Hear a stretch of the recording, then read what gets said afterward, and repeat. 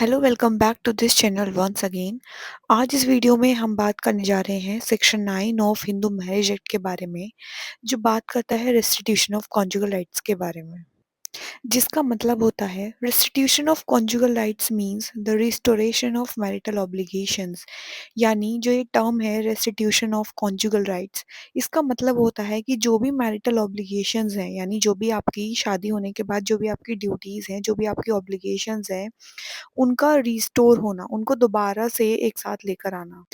तो जो marital obligations हैं वो कैसी हो सकती हैं? टू कोहैबिट, कोहैबिट करने की, या फिर ड्यूटी टू गिव कंपनी, एक दूसरे को कंपनी देने की। तो अगर हम बेयर एक्ट की लैंग्वेज देखें, वो कह रहा है restriction of conjugal rights when either the husband और the wife has without reasonable excuse, यानी जब या तो हस्बैंड या फिर वाइफ बिना रीजनेबल एक्सक्यूज के withdraw from the society of the other, the aggrieved party में अप्लाई।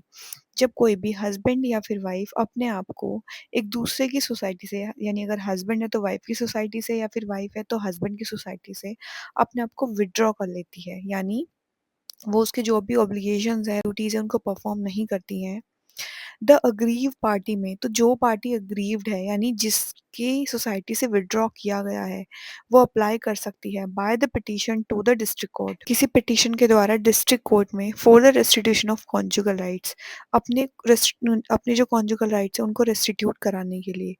एंड द कोर्ट, और जो कोर्ट है, on being satisfied of the truth of the statements made in such petition, और जो court है, जब वो पिटीशन देख रहा है और कोर्ट जो उस स्टेट जो पिटीशन है उसमें जो भी स्टेटमेंट्स हैं उनसे सेटिस्फाई होता है, और कोर्ट को लगता है that there is no legal ground why the application should not be granted, कि यहाँ पे कोई भी ऐसी लीगल ग्राउंड्स नहीं है कि जो एप्लीकेशन में इसको ग्रांट क्यों ना करूँ, may decree the restitution of conjugal rights accordingly. तो कोर्ट क्या करेगा?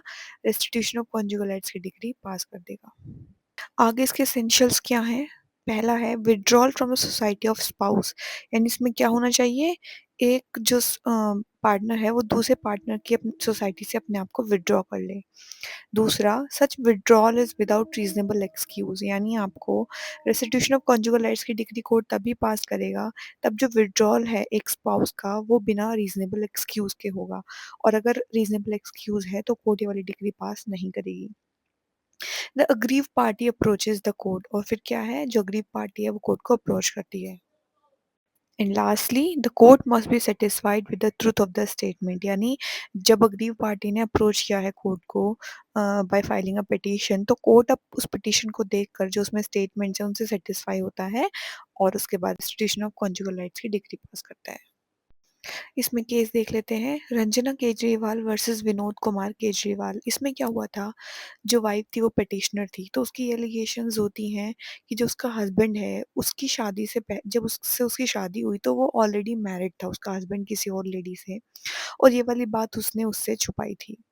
तो कोर्ट यहाँ कहती है कि जो रेस्टिट्यूशन ऑफ कॉन्जुगल राइट्स की डिग्री है वो यहाँ पर पास ही नहीं की जा सकती, वो डिग्री दी ही नहीं जा सकती, क्योंकि यहाँ पे जो शादी है वो एक लीगल शादी ही नहीं है, और जहाँ पर एक शादी ही लीगल शादी नहीं है वहाँ पर ये डिग्री कभी भी पास नहीं की जा सकती।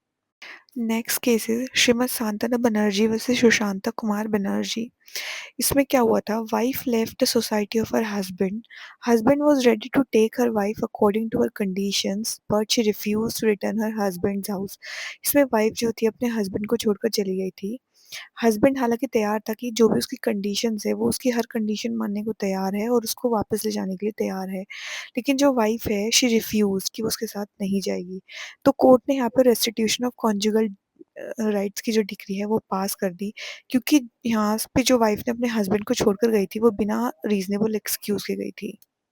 अब बात आती है कि जो हम बात कर रहे हैं रीजनेबल एक्सक्यूजेस की, ये है क्या, व्हाट आर रीजनेबल कॉजेज? तो सबसे पहले it is a question of fact, ये एक क्वेश्चन ऑफ फैक्ट है, केस टू केस डिपेंड करता है। साथ ही presence of grounds under section 12 और 13, जो 12 और 13 में जो ग्राउंड्स दिए गए हैं वो भी रीजनेबल एक्सक्यूज हो सकते हैं। सेक्शन 9 की एक्सप्लेनेशन कहती है, where a question arises whether there has been reasonable excuse for withdrawal from the society, the burden of proving reasonable excuse shall be on the person who has withdrawn from the society। यानी जब कोई question rise होता है कि reasonable excuse क्या यहाँ पे था जब उसने अपने आप को विथड्रॉ किया दूसरे की सोसाइटी से, तो इस चीज़ का जो बर्डन ऑफ प्रूफ होगा, रीज़नेबल एक्सक्यूज़ को प्रूव करने का जो बर्डन होगा, वो उस पर्सन के ऊपर होगा जिसने अपने आप को विथड्रॉ किया है फ्रॉम द सोसाइटी। यानी अगर हस्बैंड अपने आप को विथड्रॉ करता है from the society of his wife, तो यहाँ पर जो बर्डन ऑफ प्रूफ होगा रीज़नेबल एक्सक्यूज़ेज़ का, यहाँ पर हस्बैंड के ऊपर होगा। Next is the constitutionality of the Section 9. Saroj Rani versus Sudarshan Kumar AIR 1984 इसका एक फेमस केस है। इसमें सुप्रीम कोर्ट ने क्या कहा था? Supreme court upheld the constitutionality of Section 9 of conjugal rights. Supreme court ने कहा था कि जो conjugal rights हैं, they are inherent in the institution of marriage and it is not violative of Article 14 and 21 of Indian Constitution.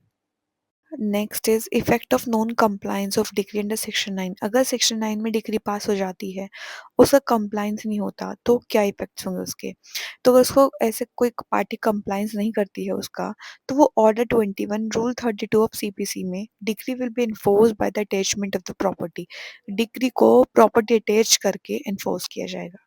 साथ ही if there is no resumption of cohabitation even after 1 year, अगर restitution of conjugal rights की degree pass हो जाती है और उसके बाद भी 1 साल तक पार्टीज़ के बीच में कोहैबिटेशन नहीं होता, तो वो सेक्शन 13 1 ए सब क्लॉज़ सेकंड में एक डाइवोर्स का ग्राउंड बन जाता है।